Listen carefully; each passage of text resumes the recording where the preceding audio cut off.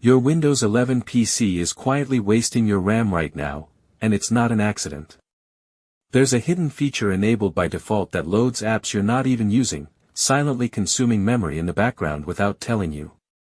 You might think clicking "Clear Memory" fixes the problem, but that only works temporarily. Today, I'll show you a permanent solution to stop Windows 11 from draining your RAM once and for all. The main culprit is a service called SysMain, previously known as Superfetch. Microsoft claims it improves performance by preloading apps into RAM. But here's the truth: if your system has a modern SSD, this feature offers little to no benefit. Instead, it just sits there using gigabytes of memory that could be better spent on gaming, editing, or multitasking. Let's disable it. Press Windows plus R to open the Run dialog. Type services.msc and press Enter.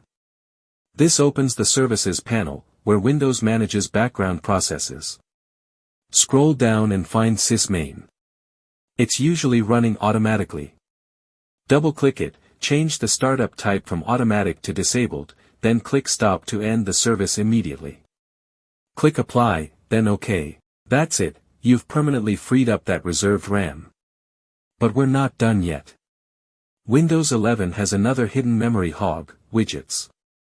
Even if you never check the news or weather, Windows runs web-based processes in the background just for widgets. To disable them, right-click the taskbar, open Taskbar Settings, and toggle Widgets off. This prevents those unnecessary background browser processes from launching at startup. Now restart your PC and open Task Manager. You should notice a significant drop in idle RAM usage. If this helped speed up your computer, hit the like button so I know to make more Windows 11 optimization guides.